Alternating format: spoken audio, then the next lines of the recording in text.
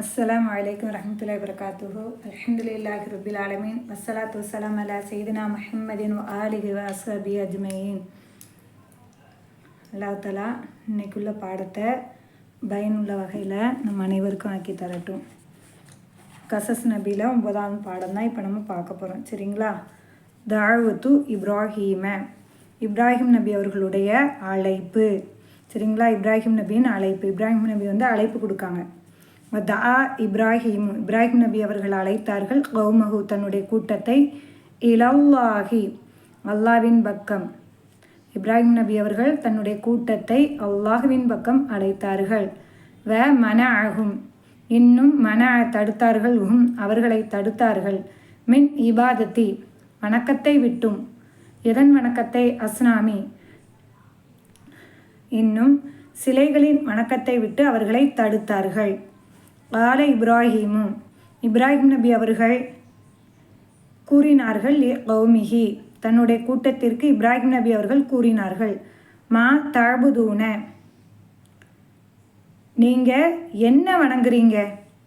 காலு நஅபுது அஸ்னாமன் அந்த மக்கள் கூறினார்கள், நஅபுது அஸ்னாமன் சிலைகளை நாங்கள் வணங்குகிறோம் அப்படின்னு கேட்டு அவங்க வாயாலே சொல்ல வச்சு திரும்ப பதிலடி கொடுக்காங்க. கால இப்ராஹிம் நபி அவர்கள் கூறினார்கள், கேட்டார்கள், ஹல் யஸ்மஊனக்கும் இது ததுவுன நீங்கள் அழைத்தால் உங்களுக்கு செவியேற்கிறதா? என்ன, நீங்கள் அழைத்தால் உங்களுக்கு அவைகள் செவியேற்கிறதா அப்படின்னு இப்ராஹிம் நபி அவர்கள் கேட்டார்கள். அவ் யன்ஃபஊனக்கும் அல்லது உங்களுக்கு பயனளிக்கிறதா? அவ் எலுர்ரூன அல்லது உங்களுக்கு அவைகள் தீங்களிக்கிறதா? புரியுதா? உங்களுக்கு பயனளிக்கிறதா, உங்களுக்கு தீங்களிக்கிறதா அப்படின்னு கேட்காங்க. அடுத்து கேட்காங்க, காலு அந்த மூதாதையர்கள் சொல்கிறாங்க, அந்த மக்கள் சொல்கிறாங்க, காலு கூறினார்கள், பல் மாறாக வஜத்னா நாங்கள் கண்டோம், ஆபா என எங்களுடைய மூதாதையர்களை நாங்கள் கண்டோம், கதாலிக்க எஃபாயிலூன இவ்வாறு செய்யக்கூடிய எங்களுடைய மூதாதையர்களை நாங்கள் கண்டோம், அதனால தான் நாங்களும் வாழையடி வாழையாக என்ன செய்கிறோம், இதை பண்ணுறோம் அப்படின்னு. இன்னைக்கு நிறைய பேர் எப்படி இருக்காங்க, இந்த முட்டை சுற்றி போடுவாங்க, இல்லை சூடத்தை சுற்றி போடுவாங்க, முளவத்தல் சுற்றி போடுவாங்க, என்ன அந்த மாதிரிலாம் செய்கிறது. பெரியவங்க எப்படி செஞ்சுருக்காங்க, சும்மாவா செஞ்சுருப்பாங்க அப்படின்னு சொல்லி செய்வாங்க. அப்போ இந்த மாதிரிலாம் செய்யலாமா அப்படின்னு கேட்டால் செய்யக்கூடாது. அல்லாஹ் சுப்ஹானஹு தஆலா எதை கொண்டு நிவாரணத்தை தேடச் சொன்னானோ, நபி அவர்கள் எதை கொண்டு நிவாரணம் தேடச் சொன்னார்களோ அதை கொண்டு தான் நம்ம தேடணும். சரிங்களா? நம்மளும் என்ன செய்யக்கூடாது, இந்த இப்ராஹிம் நபி சமுதாயத்தை மாதிரி சொல்லக்கூடாது. என்ன, பல் வஜத்னா ஆபா என கதாலிக்க ஃபஅலூன் அப்படின்னு சொல்லி சொல்லக்கூடாது. என்ன, தப்புனா தப்பு தான், அது யார் செஞ்சாலும் தப்பு தான். அப்போ நம்ம என்ன பண்ணக்கூடாது, இணை வைக்கிற கூடிய செயலை செய்யக்கூடாது. புரிஞ்சுக்கிட்டீங்களா? அல்லாவுக்கு அஞ்சக்கூடியவர்களாக இருக்கணும். அடுத்து பார்ப்போம். கால இப்ராஹிம் நபி அவர்கள் கூறினார்கள், நான் இந்த நாளை உள்ள ஹம்சா சைலண்ட்னா எனவே நான் லாஅபுது நான் வணங்க மாட்டேன், ஹாதிகில் அஸ்னாம இந்த சிலைகளை நான் வணங்க மாட்டேன், பல் மாறாக அவுதுன் விரோதியாவேன், லிஹாதிகில் அஸ்னாம இந்த சிலைகளுக்கு நான் விரோதியாவேன், நான் அழுபுது வணங்குவேன், ரப்பல் ஆலமீன உலகத்தாரின் இரட்சகனைத்தான் நான் வணங்குவேன், இல்லை அகிலத்தாரின் இரட்சகனைத்தான் நான் வணங்குவேன் அப்படின்னு சொல்லிட்டு இப்ராஹிம் நபி சொல்கிறாங்க. அல்லதி என்னுடைய இரட்சகன் எப்படிப்பட்டவன் தெரியுமா, அல்லது எப்படிப்பட்டவன் தெரியுமா, ஹலக்கனி என்னை படைச்சான், ஃபகுவ எஹ்தீனி அவன் எனக்கு நேர்வழி காட்டிட்டான். என்ன, அவன் என்னை படைச்சதோடு மட்டும் இல்லாமல் எனக்கு நேர்வழி எதுன்னு காட்டிட்டான்.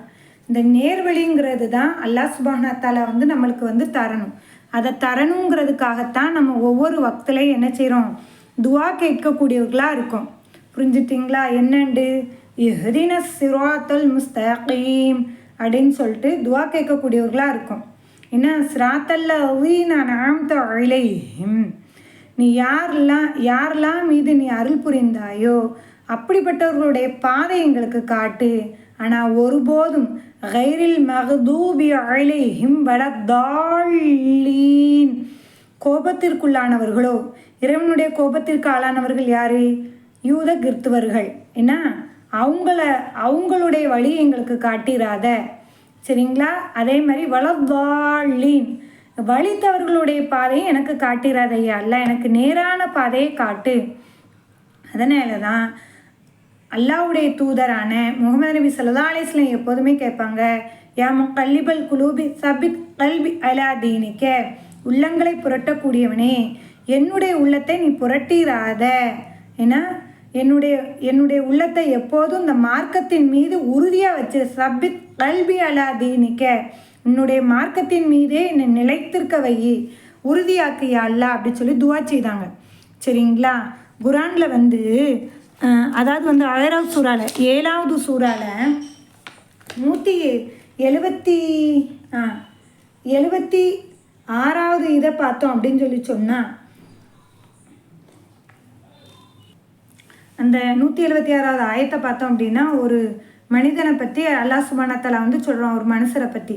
அவர் எப்படிப்பட்டவர் அப்படின்னு சொன்னால், அல்லாஹ் தாலா வந்து இப்னு கசீரில் இருக்குது. அவர் வந்து ஹிஸ்புல் ஆயிலத்தை வந்து சொல்லி கொடுக்கப்பட்டவராம். அவர் வந்து தெரிஞ்சு வச்சுருப்பாரா. ஹிஸ்புல் ஆயிலம்னா என்னது? அல்லாஹ்வுடைய திருப்பெயர்கள், அதை வந்து தெரிஞ்சு வச்சுருந்தவராம். அவர் வந்து யாருடைய காலத்தில் வந்து வாழ்ந்தார் அப்படின்னு கேட்டால், மூசா நபியுடைய காலத்தில் வந்து அந்த மனிதர் வந்து வாழ்ந்தார். அவர் பேர் என்ன சொல்கிறாங்க அப்படின்னா பல்காம் பின் பாகூரா, சரிங்களா? அவர் வாழ்ந்தார்.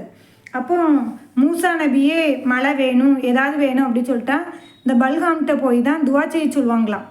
என்ன துவா செய்யுங்க, ஹிஸ்புல் ஆயிலத்தை ஓதி துவா செய்யுங்க, அல்லாஹ் தஆலா அதை தரட்டும் அப்படின்னு சொல்லிட்டு மூசா நபியே கேட்கக்கூடியவங்களாக இருந்திருக்காங்க, சரிங்களா? பல்காம் பின் பாகூரா அவரை பற்றி தான் 7வதுல 176ல் சொல்லியிருக்கான், சரிங்களா? அல்லாஹ் சுப்ஹானஹு வ தஆலா தப்சீரில் சொல்லும்போது, இப்னு கஸீரில் சொல்லும்போது அப்படி தான் சொல்கிறாங்க.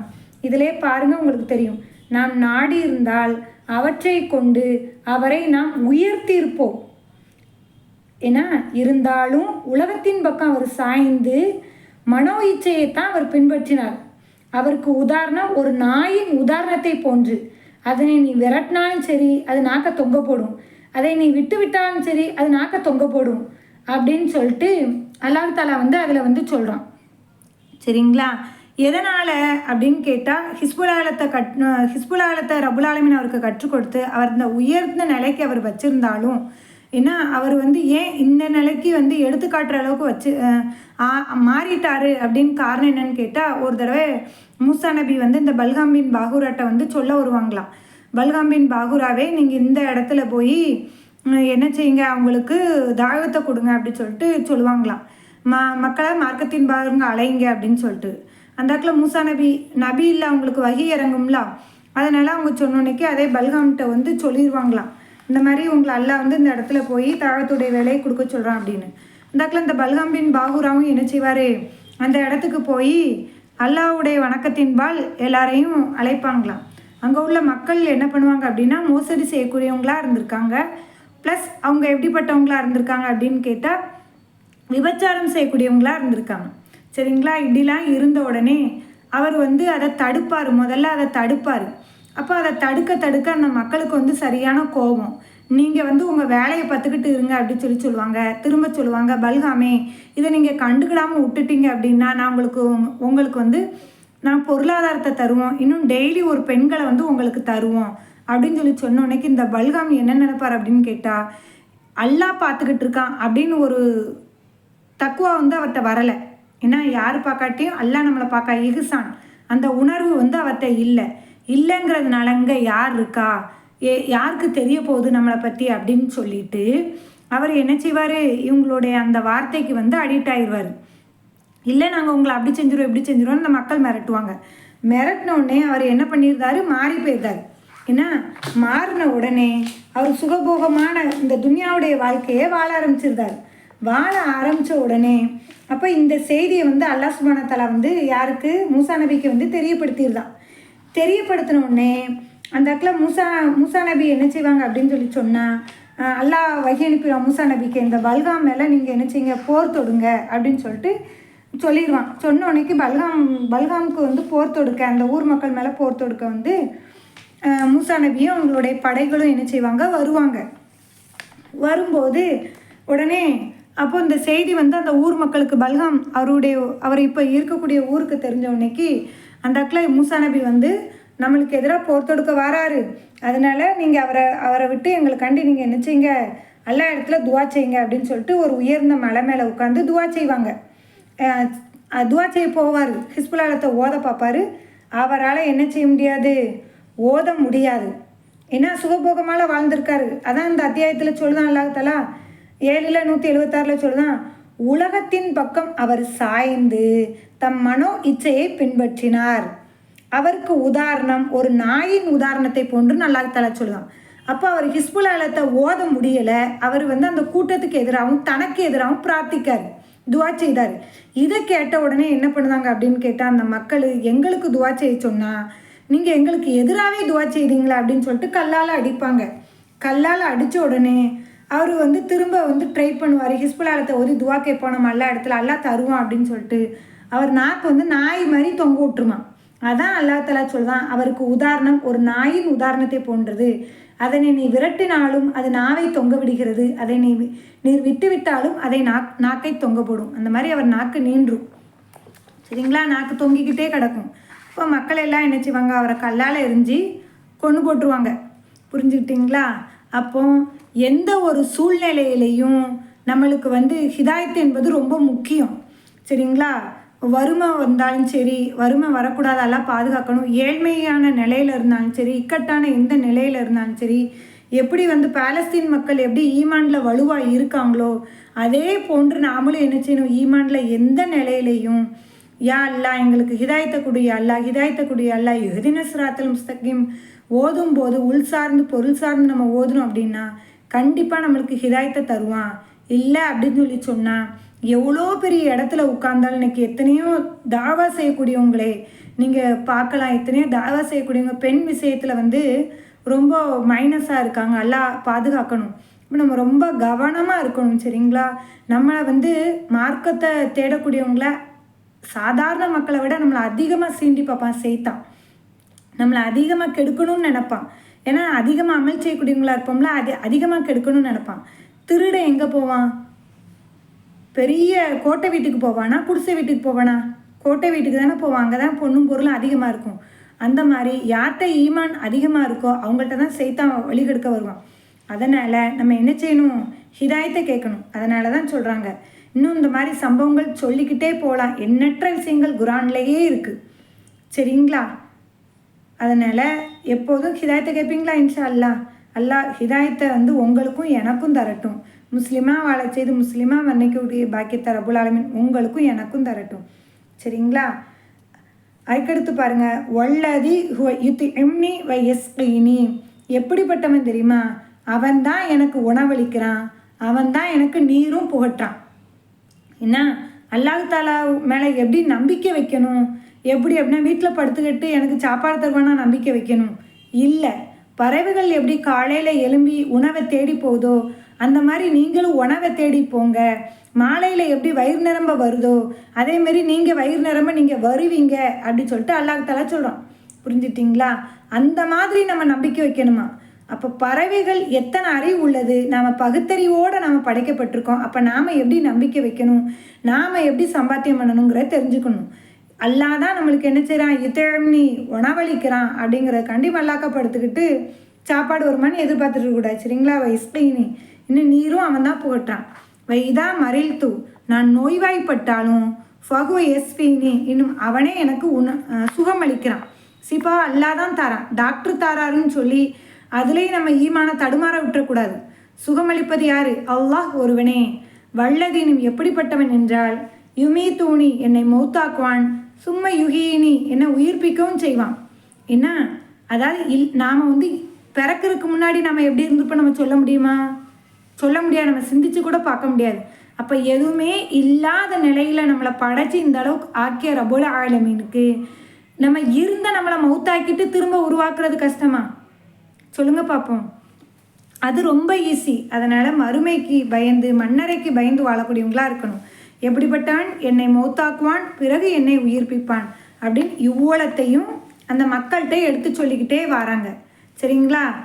இன்னல் அஸ்னாம, இன்னும் நிச்சயமாக சிலைகள், லா தஹலகு படைக்காது, வலா தகுத்தி நேர்வழியும் காட்டாது, இன்னகா நிச்சயமாக அது, லா துத்துயிமு அகதன் ஒருவருக்கும் உணவளிக்காது, ஒலா தஸ்கி இன்னும் ஒருவருக்கும் நீர் புகட்டாது, வைதா மறையுதாக அதுவும் ஒருவர் நோய்வாய்ப்பட்டால் ஃபஹி எனவே அது தஸ்வி சுகமளிக்காது.